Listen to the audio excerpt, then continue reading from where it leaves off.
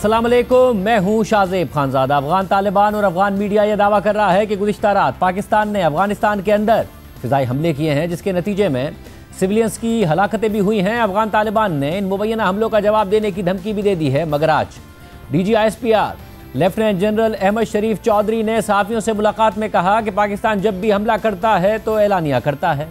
पाकिस्तान कभी सिविलियंस पर हमला नहीं करता। हमारी नज़र में कोई गुड और बैड तालिबान नहीं है, दहशत गर्दों में कोई तफरीक नहीं है।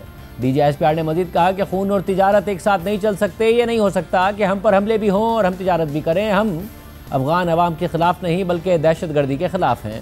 तालिबान हुकूमत रियासत की तरह फ़ैसले करे, नॉन स्टेट एक्टर्स की तरह फ़ैसले ना करे। तालिबान हुकूमत कब तक उबूरी रहेगी? तर्जुमान पाक फ़ौज ने कहा कि नॉन कस्टम पेड गाड़ियों पर फौरी पाबंदी आयद की जाए। दहशत गर्दी के बहुत से वाक़यात में नॉन कस्टम पेड गाड़ियाँ इस्तेमाल हुईं।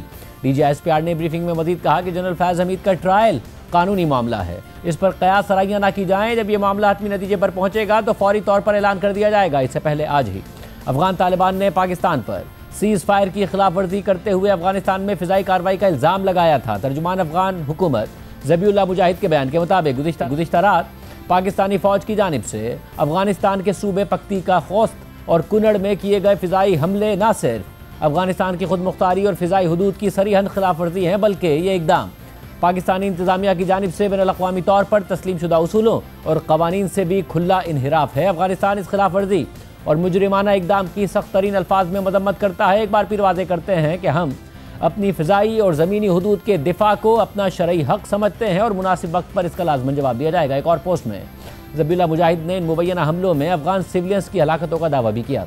पाकिस्तान और अफगानिस्तान के दरमियान हालिया कशीदगी गुज़िश्ता महीने से जारी है। पाकिस्तान अफगान तालिबान से मुसलसल मुतालबा कर रहा है कि वो अफगानिस्तान से ऑपरेट करने वाले कलअदम TTP समेत पाकिस्तान मुखालिफ दहशत गर्दों की सहूलतकारी बंद कर दें और इन दहशत गर्दों के ख़िलाफ़ ठोस कार्रवाइयाँ करें, तहरीरी ज़मानत दें। मगर ना पाकिस्तान में दहशत गर्दी के वाक़यात में कमी आ रही है और ना ही अफगान तालिबान तहरीरी ज़मानत देने को तैयार हैं। इस हवाले से कतर और तुर्की की सालिसी में मुज़ाकरात भी नाकाम हो चुके हैं और अमली तौर पर सीज़ फायर भी मौजूद नहीं है, क्योंकि मुज़ाकरात की नाकामी के बाद पाकिस्तान की तरफ से वाज़े किया गया था कि सीज़ फायर उस वक्त तक बरकरार रहेगा कि जब तक अफगानिस्तान से पाकिस्तान में दहशत गर्दी का कोई वाक़या नहीं होता। मगर 6 नवंबर को इस्तांबुल में मुज़ाकरात के आखिरी दौर के बाद से पाकिस्तान में दहशत गर्दी के 3 बड़े वाक़यात हो चुके हैं। गुज़िश्ता दिनों इस्लामाबाद कचहरी और वाना कैडेट कॉलेज पर हमलों के बाद कल दहशत गर्दों ने FC हेडक्वार्टर्स पेशावर को निशाना बनाया। पाकिस्तान इन तीनों हमलों के ताने बाने अफगानिस्तान से मिला रहा है और ठोस शवाहिद होने का दावा कर रहा है। आज वफाकी वज़ीर इत्तलात अता तारड़ ने इस्लामाबाद कचहरी पर हमले के हवाले से मीडिया को बताया कि इस हमले की मनसूबाबंदी TTP के सरबरा नूर वली महसूद ने अपने कमांडर दादुल्ला के जरिए की। दादुल्ला बाजोड़ का रहने वाला है, मगर इस वक्त अफगानिस्तान में मौजूद है। इंटेलिजेंस ब्यूरो और CTD ने इस हमले के 48 घंटे के अंदर 4 मुल्जिमान इसके गिरफ्तार किए। साजिदुल्ला और शीना पकड़ा गया।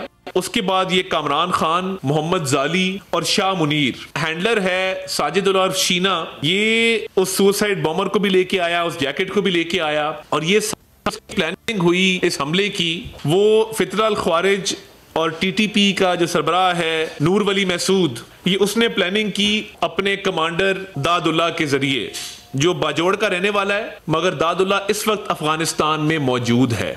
और दादुल्ला और साजिदुल्ला ये आपस में कनेक्टेड भी रहे। ये अफगानिस्तान से मुसलसल राब्ते में भी था, कनेक्टेड भी था और इनका टारगेट था कि रावलपिंडी इस्लामाबाद में कोई ऐसी कार्रवाई की जाए। अल्लाह का शुक्र है कि हम बहुत बड़े नुकसान से बच गए।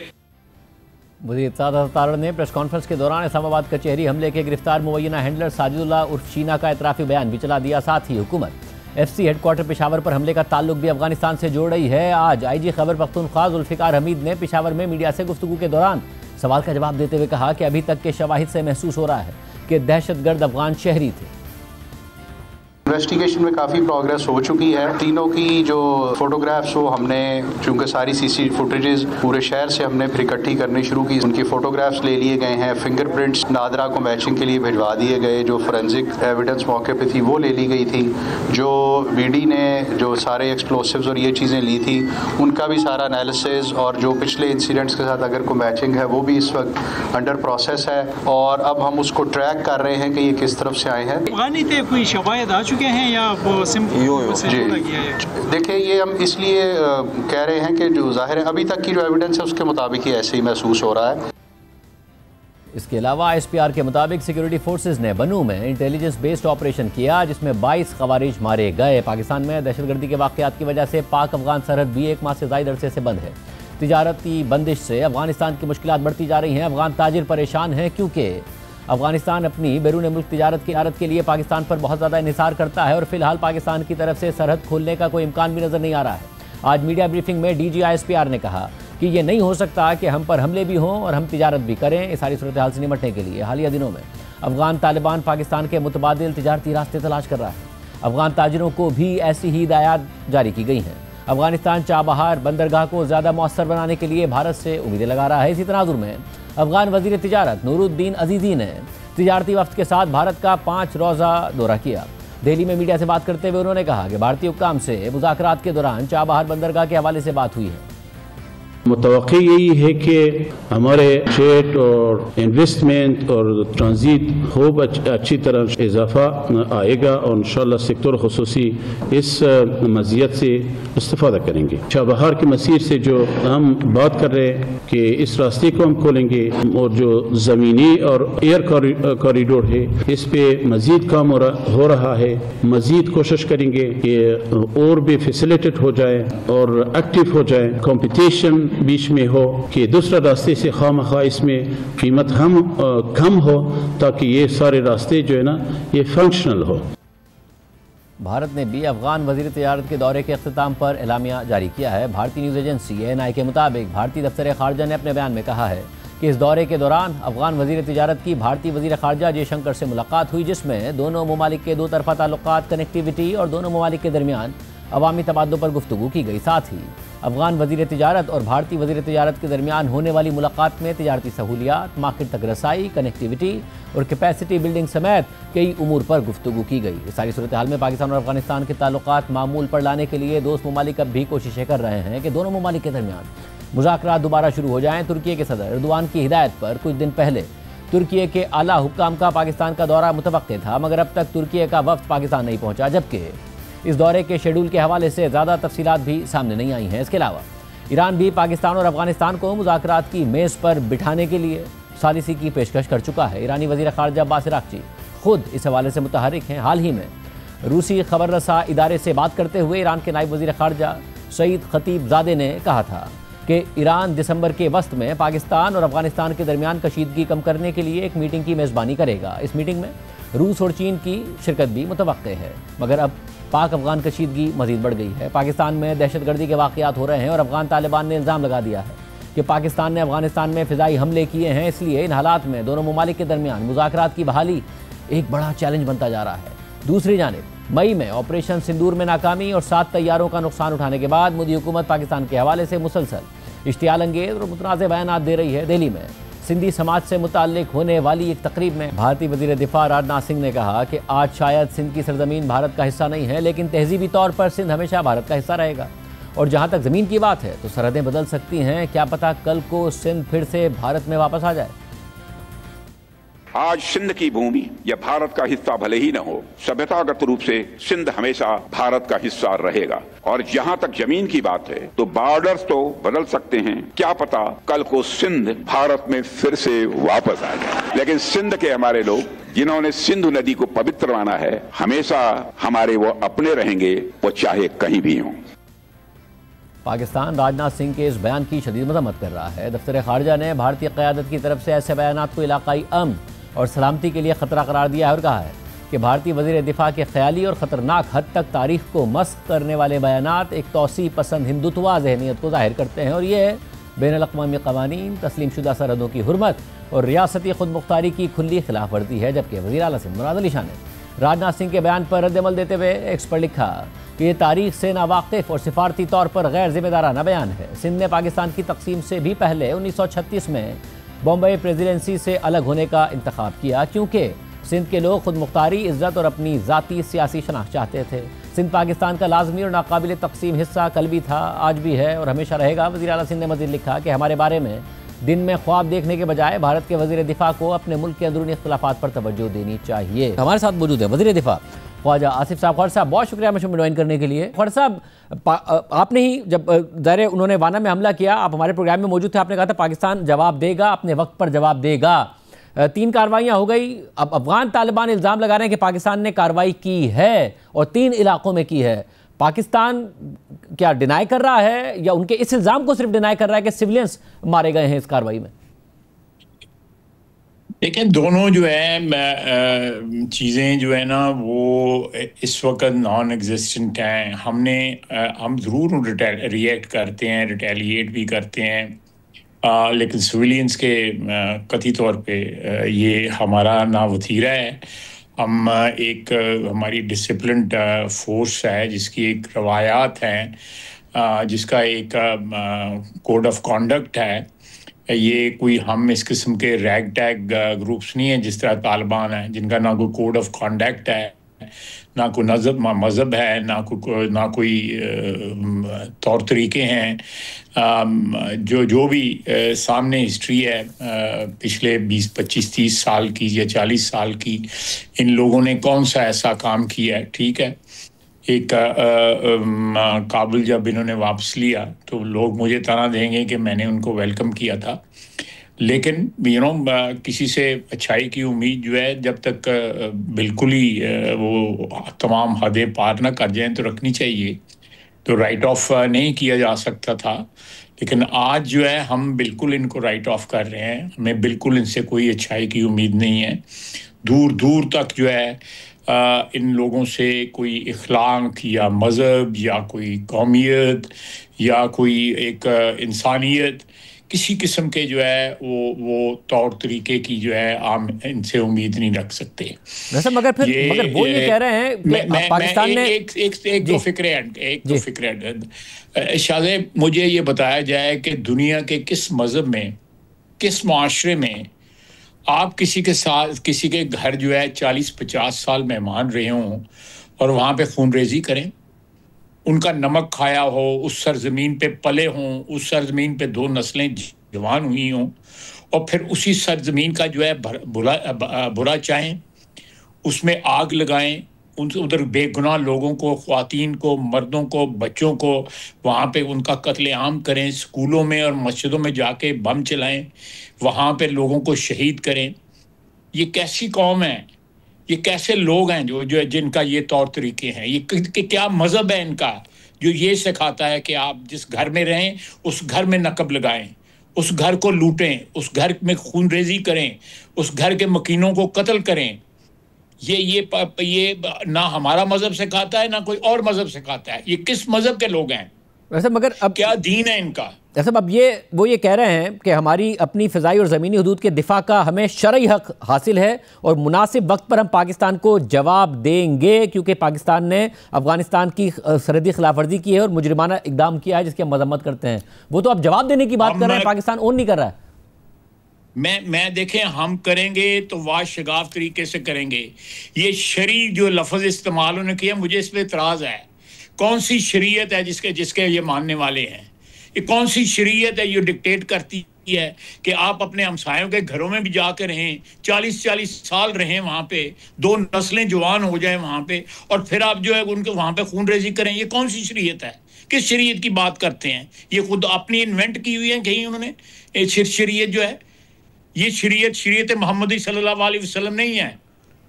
वो लोगों पे रहम करते थे, सिला रहमी उनका जो असूल था। वो लोगों के घरों में बैठ के वो जाके खुदा न खास्ता मुझे माफ़ करे, मदीने में जाके जब वो मेहमान हुए वहाँ पे मुहाजिरों के गए, मदीने वालों ने उनकी इज्जत की और उन्होंने मदीने वालों की इज्जत की और फिर वहाँ ही जाके बस गए। ये कैसे लोग हैं? ये किसको मानने वाले हैं? किसकी सुन्नत पे अमल करने वाले हैं? किसकी शरीयत के अमल करते हैं? शरी जो लगाया हुआ है इन्होंने।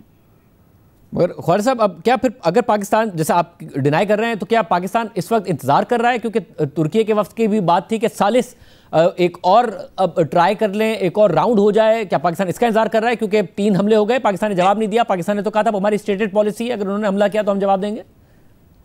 देखें, ये मेरी दानिश में जो है सिर्फ यही एक वजह है कि हम लोग जो हैं, जो हमारे दोस्त हैं, हमारे खैरखा हैं, तुर्की है, ईरान है, दोहा, कतर है, सऊदी अरेबिया है, चाइना है। ये सारे मुल्क जो है ये चाहते हैं कि इस मुल्क में अमन हो, इस खिते में अमन हो, क्योंकि उसका पाकिस्तानी अगर बहुत बड़ा बेनिफिशरी है उस अमन का, तो ये सारे लोग भी उसके बेनिफिशरी हैं। जहाँ पे अगर फैक्ट्री बंद होगी दहशतगर्दी की, या ये इलाका खुलेगा और अफ़गानिस्तान की जो अवाम है वहाँ पे जो लोग रहते हैं, गरीब रहते हैं, मुतवसत तबके के रहते हैं, अमीर रहते हैं, जो भी रहते हैं, उनके लिए जो है को हक हलाल की रोज़ी कमाने के जो मौके जो है पैदा होंगे। ये इस तरह ब्लैकमेल और लूट मार और स्मगलिंग के ज़रिए जो है रिस्क नहीं कमाया जाता। ये कौन सी शरीयत की बात करते हैं? ये लोग जो हैं ये अपनी अफ़गान जो अवाम है उसके दुश्मन हैं। पाकिस्तानियों के तो दुश्मन हैं, डिफाइंड दुश्मन हो गए हुए हैं अब। लेकिन ये एक यही हमें मजबूरी है, आप कह सकते हैं एक रिश्ते का, एक ताल्लुक का लिहाज है।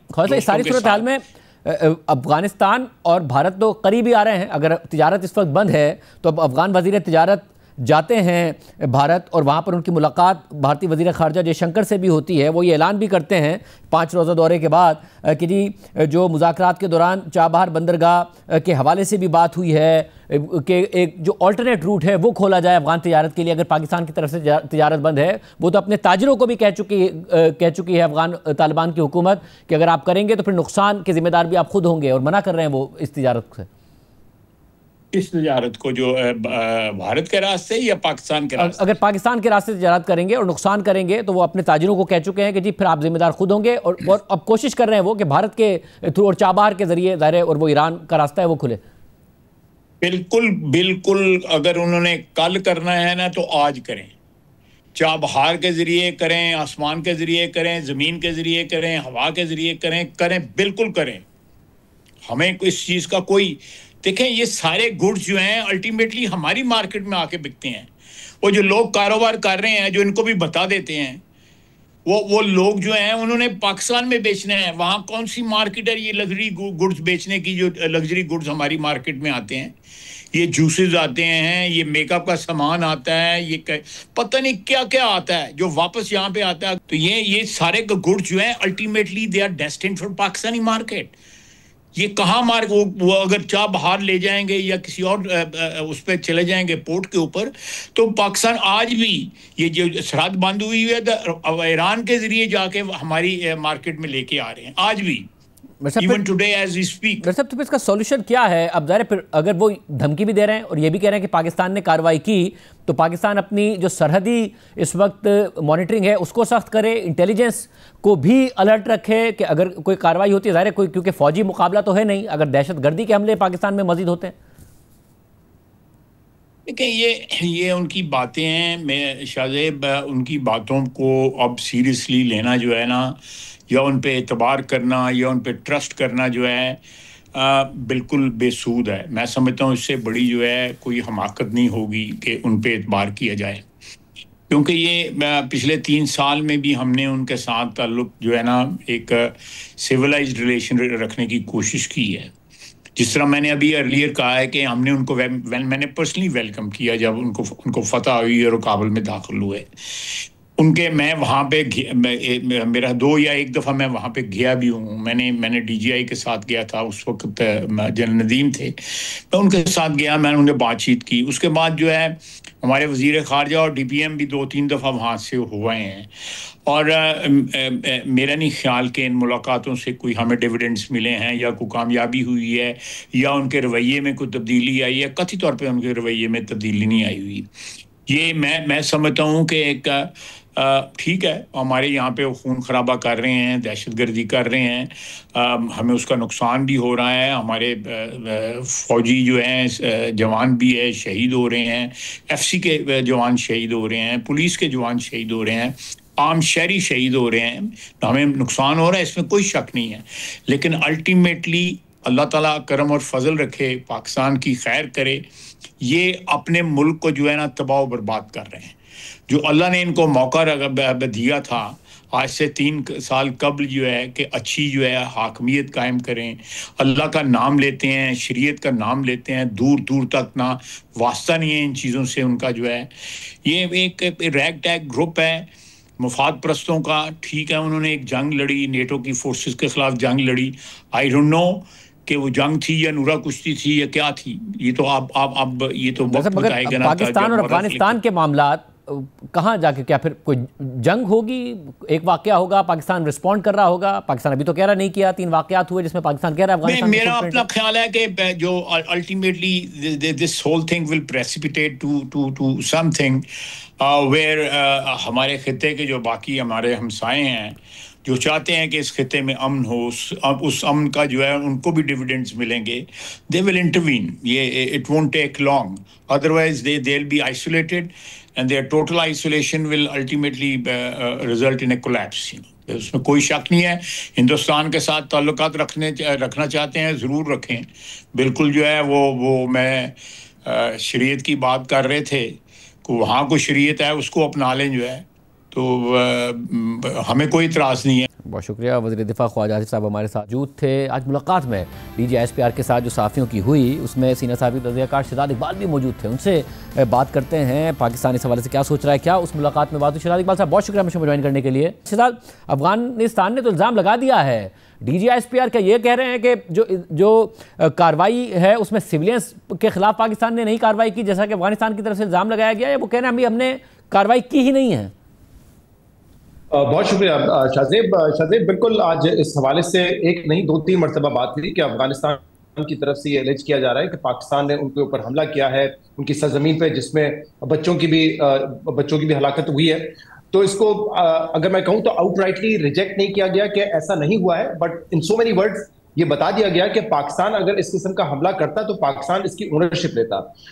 आज जैसे उन्होंने बताया कि वाना में जो हमला हुआ या इस्लामाबाद में जो अभी आपने देखा था एक सुसाइड अटैक हुआ था, या कल जो पेशावर में FC हेडक्वार्टर पे हुआ है, कह रहे हैं वहां पे कंप्लीटली हमारे पास ये इन्फॉर्मेशन भी है और ये साबित भी हो चुका है कि अफगान ऑफिशियल्स जो है उसमें जो अफगान बाशिंदे हैं वो उसमें इन्वॉल्व थे हमलों में। उन्होंने कहा कि वो हमारे शहरियों पे हमला कर रहे हैं, लेकिन पाकिस्तान को अगर हमला करना होगा तो पाकिस्तान उसको छुपाएगा नहीं, पाकिस्तान आके बात करेगा उस पर और ओन करेगा। जैसे उन्होंने मिसाल दी कि जब अफगान फोर्सेज की जानिब से, एक तो TTP है अफगान फोर्सेज की जानिब से पिछले हफ्ते जब क्रॉस बॉर्डर कार्रवाइयां हुई तो अहमद शरीफ साहब ने बताया कि हमने काबुल पे हमला किया, हमने उसकी ओनरशिप ली, तो अगर ऐसा कोई भी हमला होगा तो हम उसको ओन करेंगे। मैं एग्जैक्ट लफ्ज अगर बताऊं, उन्होंने कहा कि when we do it we will say it.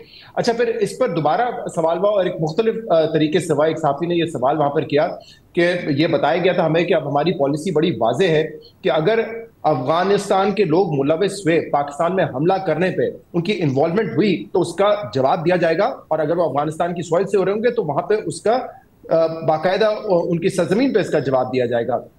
तो अगर आप ये कहते हैं कि अफगान लोग इसमें मुलविस थे, चाहे वो इस्लामाबाद का अटैक हो, चाहे वो वाना का हो या कल पेशावर में हो, तो उसका क्या हमने उस तरीके से जवाब दिया है? क्या हमने, मतलब सवाल का मकसद ये था कि क्या हमने वहां पे जाके स्ट्राइक की है? तो उसका जवाब उन्होंने ये दिया कि जो कुछ जरूरी था वो हमने कर दिया है। तो जो अफगानिस्तान का आज पॉइंट ऑफ व्यू हम सुबह से देख रहे हैं, सोशल मीडिया पे आ रहा है या उनके जो तर्जुमान है अफगान तालिबान के ज़बीउल्लाह मुजाहिद, उनकी जानिब से आ रहा है कि पाकिस्तान ने हमला किया है, इस चीज को बिल्कुल ओन नहीं किया गया, इनफैक्ट एक तरीके का डिनाइल ही दिया गया इसका। वैसे फिर मुझे ये बताएगा कि ज़ाहिर है जो एक टेंशन चल रही है खैबर पख्तूनख्वा हुकूमत के दरमियान और वफाक के दरमियान, दहशतगर्दी के मामलात पर भी बहुत ज़्यादा एक टेंशन नज़र आती है। आपकी पिछले दिनों मुलाकात हुई, आप उस मुलाकात में भी मौजूद थे जब सहाफ़ी मिले वज़ीर आला खैबर पख्तूनख्वा से, आप आज की मुलाकात में भी मौजूद थे। क्या इस हवाले से कोई बात हुई, कोई डिस्कशन हुई इस हवाले से? जी, इख्तलाफ तो बिल्कुल वाज़े है और दोनों तरफ से जो हमें सुनने को मिलता है वो भी बिल्कुल 180 डिग्रीज बरक्स होता है। यानी कि आप देखें कि 1 महीने पहले भी मैं आपके प्रोग्राम पर था, जब DGISPR से मुलाकात हुई थी तो वहां पे हमें यही बताया गया कि गठजोड़ है क्रिमिनल्स का, ड्रग्स का, और उस वजह से दहशतगर्दी है, और किसी पार्टी का नाम नहीं लिया गया, लेकिन इशारा बड़ा क्लियर था कि पाकिस्तान तहरीक इंसाफ की तरफ था और बिलखसूस चीफ मिनिस्टर सोहेल आफरीदी साहब की तरफ था, नाम किसी का नहीं लिया गया था DGISPR के उस प्रेसर में।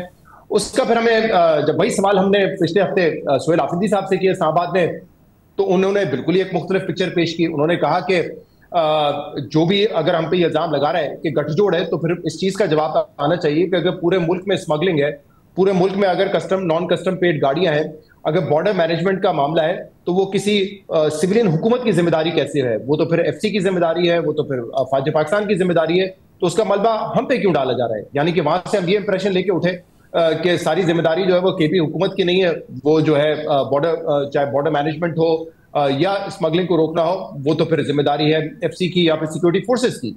इसी तरीके से आज फिर जो हमने सुना उसमें दोबारा जो है ये बताया गया कि बॉर्डर मैनेजमेंट अगर हमारी जिम्मेदारी है तो उसमें कितने कठिन मसाइल हैं, क्योंकि तकरीबन जो सिर्फ केपी का बॉर्डर है अफगानिस्तान से वो 1200 किलोमीटर है, 1229 किलोमीटर है, जहां पर 20 क्रॉसिंग्स हैं और ये मुमकिन नहीं है कि हर आप 2-2 किलोमीटर में चेक पोस्ट बनाए। तो आज डीजी आईएसपीआर ने बताया कि जो चेक पोस्ट होती है वहां पे वो 20-20 किलोमीटर की होती है, और जो फेंसिंग की हुई है उसको भी किसी के लिए तोड़ना बड़ा आसान होता है, उसको काट के वो फौरन पाकिस्तान के अंदर दरअंदाजी करते हैं। तो ये बॉर्डर मैनेजमेंट करना इन रिसोर्सेज के साथ उन्होंने कहा बड़ा मुश्किल है। या तो आप पर्सनल वहां पे बढ़ाएं या फिर आप बाहर इस किस्म की लगाएं कि फायर और ऑब्जर्वेशन की सहूलत वहां पर हो, जिसके लिए बहुत ज्यादा पैसा खर्च करना पड़ेगा, जो इस वक्त नहीं है। वो कह रहे हैं कि एक दफा अगर आप भी जाते हैं तो उनको रोकना बड़ा मुश्किल है, लेकिन जब आ जाते हैं तो फिर वो सिविलियन हुकूमत की जिम्मेदारी है, पुलिस की जिम्मेदारी है, एडमिनिस्ट्रेशन की जिम्मेदारी है, जो कि वो कह रहे हैं कि बिलखसूस इन इलाकों में, चाहे वो अपर वजीरिस्तान का इलाका हो या तीरा वैली का इलाका हो, वहां पे नहीं नजर आती। तो और इसी हवाले से उन्होंने ये भी बताया कि एक नेशनल एक्शन प्लान भी बनाया गया था 14 नुकात, उस पर आप देखें कि केपी में अमल दरामद नहीं हो रहा। फिर उन्होंने इसका कंपैरिजन किया बलूचिस्तान के साथ कि वहां पे एपेक्स कमेटी मीटिंग होती है, स्टीयरिंग कमेटी की मीटिंग्स होती हैं, वहां पे जो सिविलियन गवर्नमेंट है वो इस वक्त बहुत ज्यादा एंगेजमेंट कर रही है, तो सूरत हाल वहां पे हमें बेहतर होती हुई नजर आ रही है, लेकिन वो कह रहे हैं कि यहाँ पे बिल्कुल तवज्जो नहीं है, तो इसलिए पूरा इल्जाम सिर्फ एफसी पे डालना या सिक्योरिटी फोर्सेस पे डालना दुरुस्त नहीं होगा। तो शाजिब ये एक बड़ा मसला है, क्योंकि हम एक दूसरे की शक्लें देख रहे होते हैं साथ ही, कि जब एक मीटिंग से उठ के जाते हैं तो ऐसा लगता है कि सिविलियन हुकूमत या केपी हुकूमत जिम्मेदार है, दूसरी जगह से उठ के जाते हैं तो ऐसा लगता है कि सारी जिम्मेदारी सिक्योरिटी फोर्सेस की है। अब देखें, इन मीटिंग्स में एक हमारे लिए मुश्किल ये होता है कि हम कोई ऐसा सवाल करें जिसमें कोई भी सियासी पहलू हो, तो ऑब्वियसली आईएसपीआर की तरफ से हमें जवाब आता है कि ये सियासी मामला है, इसको आप हुकूमत के सामने डिस्कस करें। लेकिन देखें, ये इस वक्त जो भी एक डेडलॉक है, ये इसका एक सियासी एंगल जरूर है, जिसको मेरे ख्याल से आप पसे पर्दा नहीं रख सकते। आज भी आपने देखा इमरान खान से मुलाकात के लिए पीटीआई वाले मौजूद थे, नहीं मिलने दिया गया। सोहेल आफरीदी साहब पिछले 1 महीने से कह रहे हैं मुझे नहीं मिलने दिया जाएगा। तो जब तक ये सियासी जो इसका एलिमेंट है उसको आप रिजॉल्व नहीं करेंगे, यानी कि पीटीआई हुकूमत हो या लीग हो, या आपस में ना बैठे, या पीटीआई और एस्टैब्लिशमेंट के दरमियान इस वक्त जो लड़ाई है उसमें कुछ कमी ना आए, कोई टेम्परेचर नीचे ना आए, तब तक तो ये बड़ा ऑब्वियस है जो ग्राउंड पे सिचुएशन है कि ये आपस में साथ नहीं बैठेंगे। और यहां पर हम देख रहे हैं कि एक चीज पे तो क्लैरिटी अब मुझे तो नजर आ रही है, एटलीस्ट ये जो दो ब्रीफिंग्स मैंने ली हैं, कि यहां से भी कहा जाता है, जैसे आज डीजी आईएसपीआर ने कहा कि हम तो अब जो हमारे साथ सलूक है उसमें तो अफगान तालिबान और टीटीपी का फर्क करना मुश्किल रह गया है। ऑल्दो चाहिए अफगान तालिबान को ये कि एक नॉर्मल रियासत, नॉर्मल स्टेट की तरह बिहेव करें, लेकिन वो नहीं कर रहे हैं, तो हमारे लिए तो वो दोनों एक ही तरीके से हैं। फिर उस दिन सोहेल आफरीदी साहब ने कहा कि जो टीटीपी है वो एक नासूर है, उसको हमने खत्म करना है, उसके लिए जो स्ट्रैटेजी है हुकूमत की इस वक्त वो नाकाम हो जाएगी जब तक वो हुकूमत को साथ ना बिठाएं और कबायलियों को साथ ना बिठाएं। यानी कि ब्रॉडर टाइम्स में अब तो मैं देख रहा हूं कि टीटीपी के खिलाफ कार्रवाई करने के लिए तैयार हैं। कल जो पेशावर का अटैक हुआ उसके बाद भी सोहेल आफरीदी साहब ने ये बात की, लेकिन साथ बैठ नहीं पा रहे। अब वो साथ क्यों नहीं बैठ पा रहे? क्योंकि सियासी दूरियां बहुत ज्यादा है। तो ये हम इस मीटिंग में तो शायद नहीं डिस्कस कर सकते, क्योंकि ये फोरम नहीं आईएसपीआर का कि वो सियासत पे बात करें, बट ये बड़ा ऑब्वियस है कि अगर हम वाकई समझते हैं, और जो कि है कि इतना बड़ा एक दहशतगर्दी प्रॉब्लम है, हमारे सिविलियंस की शहादतें हो रही हैं, हमारे सिक्योरिटी फोर्सेस के लोगों की शहादतें हो रही हैं, और उसको अगर आपने कंट्रोल करना है या साथ बैठना है तो उसके लिए अपनी जो सियासी इस वक्त खलीज है उसको कम करना पड़ेगा। लेकिन वो हमें नजर आ रहा है और आपके भी सामने है कि वो कम करने के लिए हम तैयार नहीं है। बहुत शुक्रिया। सारी सूरत हाल में आज भी इमरान खान की बहनों की मुलाकात नहीं होने दी गई है। धरने तक का मामला हुआ, मुज़ाकरात तक का मामला हुआ, जो नाकाम हुए, बार बार अदालती अहकामात के बावजूद उन्हें नहीं मिलने दिया जा रहा है। क्या सूरत हाल रही आपके सामने रखेंगे एक ब्रेक के बाद।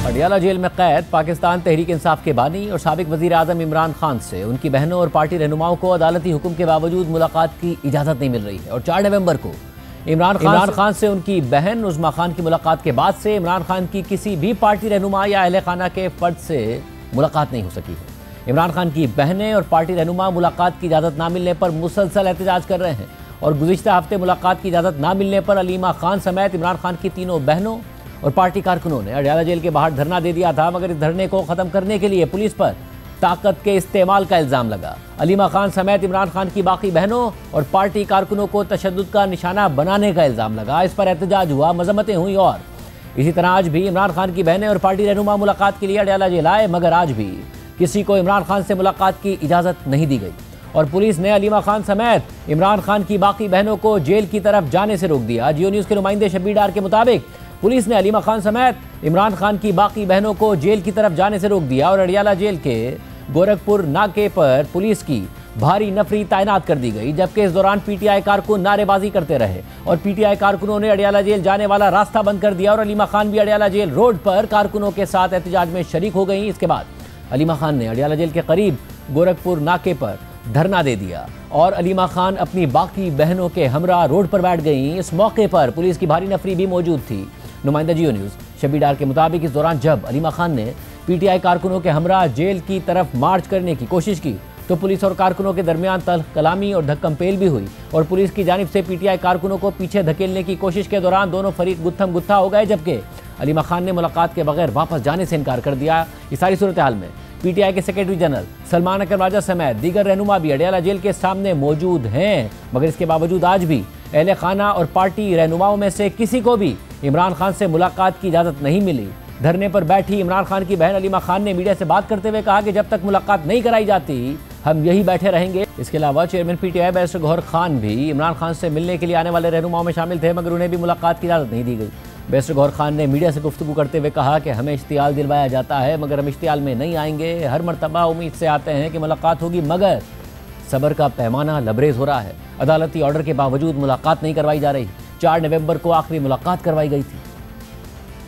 हर मरतबा हम उम्मीद के साथ आते हैं कि मुलाकात होगी। आवाम की सब्र का पैमाना लबरेज हो रहा है। हर मरतबा आ रहे हैं और ये समझते हैं कि आपके खान साहब से मुलाकातें न करना, उनको आइसोलेशन में रखना बेतहाशा ज्यादती है। ऑर्डर मौजूद है कोर्ट के, ये अक्टूबर 2023 से ऑर्डर है, वो प्रॉपर इम्प्लीमेंट नहीं हो रहे। 3 मेंबर बेंच का ऑर्डर है, वो ऑर्डर इम्प्लीमेंट नहीं हो रहा था। SOP को हमने फॉलो किया, वो इम्प्लीमेंट नहीं हुआ। आपस में जिस तरीके पे हमने इत्तेफाक किया वो भी आज नहीं हुआ। लास्ट मुलाकात खान साहब के साथ उनकी एक बहन की हुई थी 4 नवंबर को और उसके बाद आज तक मुलाकात नहीं हुई। हम कोई गुरेला फोर्स नहीं है, हमें इश्तिहाल दिया जाता है और इश्तिहाल में हम नहीं आते। हमने आईन कानून के मुताबिक आगे बढ़ना है। अहम बात यह है कि अदालतें बार बार इमरान खान की पार्टी रहनुमाओं और अहले खाना से मुलाकात का हुक्म दे चुकी हैं, मगर मुलाकात नहीं करने दी जा रही है। इसी तरह 4 नवंबर को इमरान खान के वकला की दरख्वास्त पर समाअत के बाद तहरीरी ऑर्डर में इस्लामाबाद हाई कोर्ट के जस्टिस अरबाब मोहम्मद ताहिर ने लिखा था कि फुल कोर्ट ने 24 मार्च के फैसले में मुलाकातों से मुताल्लिक वाज़ेह तरीक़ाकार तय कर दिया था। सलमान अकरम राजा के मुताबिक मंगल का दिन इमरान खान से मुलाकात का दिन है, इसलिए डिप्टी अटॉर्नी जनरल जेल हुकाम को ये पैगाम दें कि वो सलमान अकरम राजा की इमरान खान से मुलाकात यकीनी बनाएं ताकि वो इस केस के हवाले से हिदायत लें, मगर इसके बावजूद इमरान खान से मुलाकात की किसी को भी इजाज़त नहीं मिल रही है। सारी सूरत हाल में आज अडयाला जेल के बाहर क्या होता रहा जानते हैं जियो न्यूज़ के नुमाइंदे शब्बीर डार से। शब्बीर डार, बहुत शुक्रिया, आप सारा दिन रिपोर्ट करते रहे। खबर आई कि कोई मुज़ाकरात भी हो रहे हैं, फिर वो नाकाम भी हो रहे हैं। क्या सूरत हाल है इस वक्त? शाहजेब साहब, करीबन 9 घंटे गुजर चुके हैं। अलीमा खान अपनी बहनों के हमरा अडयाला जेल के करीब गोरखपुर नाके पर मौजूद है और उन्होंने धरना दिया हुआ है और उनके साथ सलमान अकरम राजा हैं, सेनेटर अलामा राजा नासिर अब्बास हैं, ऊन अब्बास बप्पी हैं, मीना खान है, शाहिद खटक है, दीगर जो PTI रहनुमा है वो भी धरने में बैठे हुए हैं। बैरिस्टर गौहर खान साहब भी कुछ देर धरने में रहे, लेकिन उन्होंने किसी मीटिंग में जाना था तो वो यहाँ से चले गए हैं। इस दौरान हमने देखा कि अलीमा खान ने अडयाला जेल की तरफ आने की कोशिश की, पैदल मार्च करने की कोशिश की, लेकिन पुलिस की भारी नफरी यहाँ पर मौजूद थी और उन्होंने जब कारकुनान को रोकने की कोशिश की तो इस दौरान कारकुनान और पुलिस के माबैन तल्ख कलामी हुई, एक दूसरे को धक्के मारे गए और गुथम गुथा हो गए कारकुनान और पुलिस आपस में। तो उसके बाद पुलिस की इजाफी नफरी तलब की गई और कारकुनान को गोरखपुर नाके से पीछे धकेल दिया गया, लेकिन अलीमा खान अभी भी मौजूद हैं और 2 अदवार हुए हैं मुज़ाकरात के। एक मुज़ाकरात का दौर SHO एजाज़ हैं सदर बैरूनी के, उन्होंने 2 मरतबा तीनों बहनों से मुज़ाकरात किए, लेकिन तीनों बहनों ने यहाँ से वापस जाने से इनकार किया। और इसी तरह अब SSP इन्वेस्टिगेशन रावलपिंडी रज़ा तनवीर सिपरा आए हैं, उन्होंने भी अलीमा खान से बात की, दीगर बहनों से भी बात की, लेकिन अलीमा खान ने अब यहाँ से बाकायदा तौर पर जाने से इनकार किया और उनके कहना है कि जब तक कम से कम एक बहन को इमरान खान साहब से मुलाकात नहीं दी जाएगी तब तक वो यहाँ से वापस नहीं जाएंगे। ताहम अडियाला जेल के बाहर 100 से 150 कारकुन जिनमें खवातीन भी शामिल है वो इस वक्त अलीमा खान के हमरा मौजूद है और मुलाकात करीबन 20 दिन हो गए हैं किसी वकील को, किसी फैमिली मेम्बर को मुलाकात नहीं दी जा रही है। लिहाजा यही वजह है कि अलीमा खान कह रही हैं कि मुलाकात 20 दिन से नहीं, 4 नवंबर को आखिरी मुलाकात हुई थी और उसके बाद किसी की मुलाकात नहीं हुई। लिहाजा जब तक मुलाकात नहीं दी जाएगी हम यहाँ से वापस नहीं जाएंगे। गुज़श्ता हफ्ते भी यही सूरत हाल अडियाला जेल के बाहर ही यहाँ पर एक पुलिस की जानिब से एक्शन भी किया गया था जब रात देर तक अलीमा खान और उनकी बहनें यहाँ बैठी रही तो उसके बाद सिचुएशन ख़राब हो गई और इसी तरह आज भी उन्होंने यहाँ से वापस जाने से इनकार किया। अब देखना यह कि पुलिस के साथ उनके मुज़ाकरात कामयाब होते हैं नहीं होते हैं, वो यहीं बैठी रहती हैं। अब देखना है कि पुलिस क्या इस बारे में हिकमत अमली इख्तियार करती है। बहुत शुक्रिया शबीर डार, तफसीलात बताए। अदालती अहकामात अपनी जगह मौजूद हैं, उसके बावजूद 20 दिन से ज़ायद हो गया है मगर बहनों की इमरान खान से मुलाकात नहीं करवाई गई है और इस वक्त वो धरना दे रही हैं। मुज़ाकरात नाकाम हो गए हैं। प्रोग्राम में ब्रेक शामिल करते हैं और हम खबर आपके सामने रखेंगे। दुनिया भर में आज ख़वातीन पर तशद्दुद के ख़िलाफ़ दिन मनाया जा रहा है और इस हवाले से अक़वाम मुत्तहिदा की एक रिपोर्ट सामने आई है। अक़वाम मुत्तहिदा के इदारे United Nations office on drugs and crime और UN वुमेन ने ख़वातीन पर तशद्दुद के खात्मे के आलमी दिन के मौके पर जारी की गई अपनी रिपोर्ट में कहा है कि दुनिया भर में हर 10 मिनट बाद एक औरत या लड़की को उसके करीबी साथी या रिश्तेदार के हाथों कत्ल कर दिया जाता है। 2024 में तकरीबन 50,000 औरतों और लड़कियों को शरीक हयात या घर वालों ने कत्ल कर दिया। रिपोर्ट के मुताबिक दुनिया भर में कत्ल होने वाली ख़वातीन में से 60% को उनके साथी या रिश्तेदार मसलन बाप, चचा, माँ या भाई ने कत्ल किया।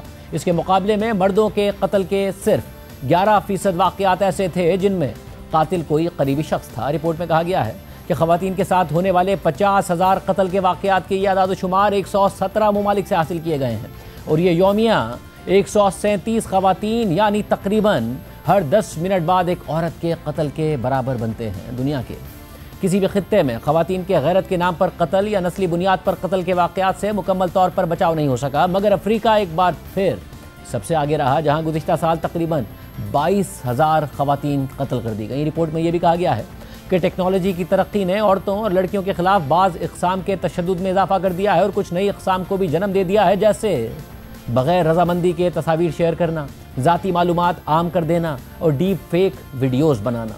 इसके अलावा आज अक़वाम मुत्तहिदा के सेक्रेटरी जनरल अंतोनियो गुतेरेस ने आज के दिन के हवाले से पैगाम दिया कि ख़वातीन और लड़कियों के ख़िलाफ़ तशद्दुद एक आलमी लानत है और हमारे डिजिटल दौर में टेक्नोलॉजी की रफ्तार और रसाई ने इसे मज़ीद बढ़ा दिया है। इसीलिए इस साल ख़वातीन के ख़िलाफ़ तशद्दुद के खात्मे के आलमी दिन का फोकस ऑनलाइन तहफ़्फ़ुज़ है। ऑनलाइन हिरासानी, डीप फेक्स और नफ़रत अंगेज़ मवाद तेज़ी से फैल रहा है। ख़वातीन से नफ़रत पर मबनी मवाद हदूद से निकल कर मेन स्ट्रीम हो रहा है। अक़वाम मुत्तहिदा के सेक्रेटरी जनरल ने मज़ीद लिखा कि जो तशद्दुद डिजिटल दुनिया में शुरू होता है अक्सर हकीकी दुनिया में भी फैल जाता है। डिजिटल स्टॉकिंग, बदसलूकी, हत्या के बाद ख़वातीन के कत्ल तक चली जाती है।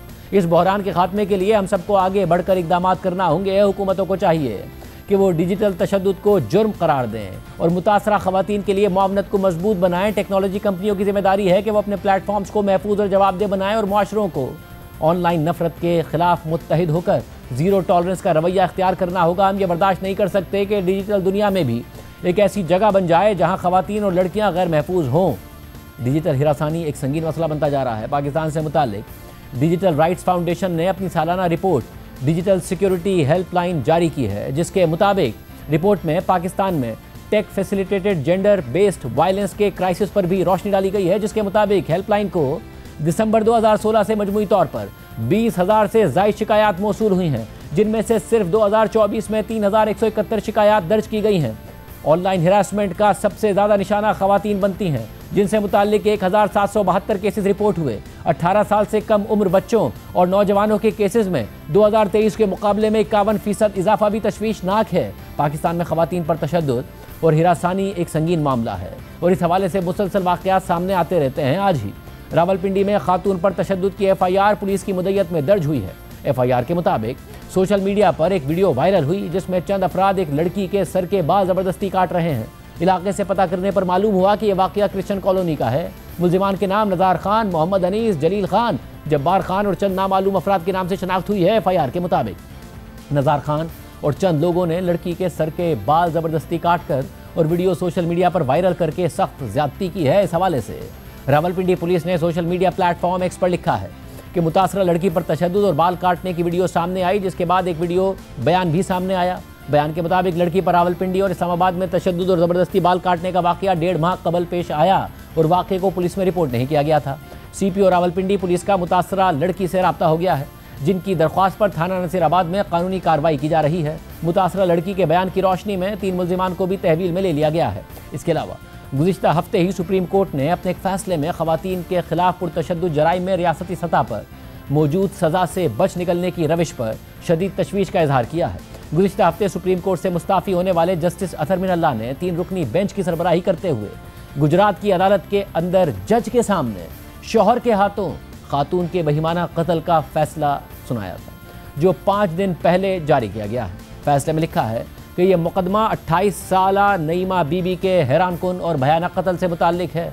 मुल्जिम मकतूला का शौहर था, उसने अपनी बीवी की जान लेने का संगीन जुर्म किया, वो भी फैमिली कोर्ट गुजरात के अंदर फैमिली जज नासरा परवीन की मौजूदगी में, जो उस वक्त अदालती कार्रवाई चला रही थी। इस मुकदमे के शिकायत कुरुंदा सब इंस्पेक्टर मोहम्मद नवाज को 24 जनवरी 2014 को यह हुक्म दिया गया कि वो नईमा बीबी को दारुल अमान से फैमिली कोर्ट गुजरात ले जाए, जहां खातून का खुला का दावा समात के लिए मुकर्रर था। वो अदालत के अंदर बेंच पर बैठी हुई अपनी बारी का इंतजार कर रही थी कि इसी दौरान मुल्जिम अंदर दाखिल हुआ और प्रिजाइडिंग ऑफिसर की मौजूदगी में अपनी बीवी नईमा बीबी पर फायरिंग करके उसे मौके पर ही कत्ल कर दिया और कई गोलियां मारी। इस्तगासा ने अपने गवाहान पेश किए और सबूत रिकॉर्ड पर लाए ताकि मुल्जिम का जुर्म साबित किया जा सके। मुल्जिम ने ना तो हल्फ पर बयान देने का इंतखाब किया और ना ही अपने दिफा में किसी गवाह को पेश करने की कोई ख्वाहिश जाहिर की। उसका बयान रिकॉर्ड किया गया, जिसमें उसने एतराफ़ किया कि उसने अपनी बीवी का यह भयानक कत्ल अदालत के अंदर ही किया। ट्रायल कोर्ट ने मुकदमे के अख्तिताम पर मुल्जिम को सज़ा सुनाई। ट्रायल कोर्ट की तरफ से दी गई सज़ाएं, जुर्माना और अदम अदायगी की सूरत में दी गई सज़ाएं हाई कोर्ट ने बरकरार रखी और मुल्जिम की अपील मुस्तरद कर दी। मुल्जिम को जुर्म के फ़ौरन बाद जाए वक़ुआ से ही गिरफ्तार कर लिया गया था और आला कत्ल भी उसके कब्जे से बरामद कर लिया गया था। वजह कत्ल भी मशकूक न थी, क्योंकि जाए वक़ुआ और वो मुकदमा जो समात के लिए मुकर्रर था, दोनों ने यह वाज़े कर दिया था कि मुल्जिम ने एक बेगुनाह नौजवान लड़की की जान क्यों ली, जो रियासत की हिफाजत में थी। इस्तगासा ने मुल्जिम का जुर्म शक व शुबे से बालातर साबित कर दिया था। ये बात ख़ास तौर पर काबिल ज़िक्र है कि मकतूला खातून नौजवान थी, वो रियासती एहलकारों की हिफाजत में थी और अदालत के अंदर बैठी हुई थी। प्रिजाइडिंग ऑफिसर भी मौजूद थी। मुल्जिम इतना बेचैन, संगदिल और ख़तरनाक मुजरिम था कि वक़ुआ की जगह ने भी उसे एक बेकसूर और बेबस नौजवान खातून की जान लेने से नहीं रोका, जो उसके बच्चों की माँ भी थी। कत्ल की वजह वो कानूनी और इस्लामी हक था जिसे मकतूला इस्तेमाल कर रही थी। जिस तरीके से ये जुर्म किया गया वो इससे ज़्यादा भयानक, सफाकाना और होलनाक नहीं हो सकता था। ये यकीनन एक ऐसा अमल था जो अवाम के ज़मीर को झंझोड़ देने वाला है। फसाद फिल अर्ज़ की तारीफ इस मुकदमे पर पूरी उतरती है। ट्रायल कोर्ट की जानिब से सुनाई गई सज़ाए मौत, जिसे हाई कोर्ट ने बरकरार रखा, मुकम्मल तौर पर जायज़ थी, खुसूसन इस बात को सामने रखते हुए कि जुर्म किस अंदाज से, किस जगह और किस रवैये के साथ किया गया, लिहाजा सज़ा को बरकरार रखा जाता है। हम इस पर अपने शदीद तहफ़्फ़ुज़ात रिकॉर्ड करने पर मजबूर हैं कि ख़वातीन के ख़िलाफ़ पुरतशद्दुद जराइम किस कदर बेखौफी और बिला रोक टोक जारी हैं। गुज़िश्ता 12 माह के दौरान इस बेंच ने सिर्फ उन्हीं अपीलों को सुना जो सज़ाए मौत या उम्र कैद से मुताल्लिक थी। तशवीशनाक बात यह है कि इन मुकदमात में बड़ी तादाद ऐसी है जिनमें मुतासरा फ़रीक ख़वातीन थीं। मायूस और बेबस औरतें, माएँ, बहनें, बीवियाँ, जिन्हें मामूली मशकूक या झूठी गैरत के तसव्वुर जैसी बेबुनियाद वजूहात पर बेरहमी से कत्ल कर दिया गया। ये मुकदमात महज इनफरादी सफाकियत की निशानदही नहीं करते, बल्कि एक गहरी बीमारी को जाहिर करते हैं, यानी एक ऐसा निज़ाम इंसाफ जो कमज़ोरों के बजाय ताकतवरों की खिदमत करता हुआ नज़र आता है। ये एक हकीकत है कि महरूम और कमज़ोर तबक़ात से मुताल्लिक मुकदमात में तफ्तीश अक्सर कमज़ोर, कॉम्प्रोमाइज़ या जानबूझकर गैर मौसर कर दी जाती है। अवामी तवज्जो, इदारा जाती रद्द अमल और मीडिया कवरेज भी मुतासरा शख्स की समाजी हैसियत से मुतासिर होती दिखाई देती है। जब जुर्म किसी बाअसर तबके में होता है तो तफ्तीश आम तौर पर मजबूत होती है और मसले को इलेक्ट्रॉनिक और प्रिंट मीडिया में वसी कवरेज भी मिलती है। लेकिन मुआशरे के महरूम और पसमानदा तबकात से ताल्लुक़ रखने वाली ख़वातीन के ख़िलाफ़ तशद्दुद शाज़ो नादिर ही इस नौयत की फौरी तवज्जो या दराजाती रद्द अमल हासिल कर पाता है। गुज़िश्ता एक साल में इस बेंच के सामने आने वाले मुकदमात एक निहायत संगीन हकीकत को बेनकाब करते हैं, और वो ये है कि ख़वातीन के ख़िलाफ़ तशद्दुद के जराइम की कोई मौसर रोक टोक मौजूद नहीं है, ख़ुसूसन उन ख़वातीन के हवाले से जो पसमानदा और कमज़ोर तबक़ात से ताल्लुक़ रखती हैं। ऐसी रियासत जहाँ इस तरह की बेखौफी और सज़ा से बच निकलने का रुझान कायम हो, जहाँ औरतों को कत्ल कर दिया जाए या उन पर जुल्म किया जाए और कोई नतीजा सामने ना आए, और जहाँ इंसाफ का दारोमदार ताकत और हैसियत पर हो, वो रियासत अपनी बुनियादी तरीन जिम्मेदारी में नाकाम हो चुकी है। यानी अपनी निस्फ आबादी की जान, इज्जत और मसावात का तहफ़्फ़ुज़ करने में नाकाम हो चुकी है। इंसाफ का ये इम्तियाजी इतलाक़ हुक्मरानी और मुआशरे दोनों के अखलाकी ज़वाल को वाज़े करता है। कि ऐसी रियासत जो सिर्फ ताकतवरों की हिफाजत करे और अपने कमज़ोर तरीन शहरियों को तनहा छोड़ दे, वो आइन के तहत कायम जमहूरियत की सूरत में काम करना छोड़ देती है। वो चंद लोगों के लिए चंद लोगों की हुक्मरानी बन जाती है जब कमज़ोरों के खून को नज़रअंदाज कर दिया जाए और ताकतवर तबके के लिए सज़ा से बच निकलना एक इस्तेहकाक बन जाए, तो फिर आइन में दर्ज वादे महज एक खोखला फरेब बन जाते हैं। ऐसी रियासत कानून की हुक्मरानी कायम नहीं रखती, वो ताकत की हुक्मरानी नाफिज करती है। हम तवक्को रखते हैं कि पार्लियामेंट और इंतज़ामिया बेखौफी और सज़ा से बच निकलने के इस सिलसिले को ख़त्म करने के लिए मौसर इक़दामात करेंगी। आज के प्रोग्राम में इतना ही, इजाज़त दीजिए। अल्लाह।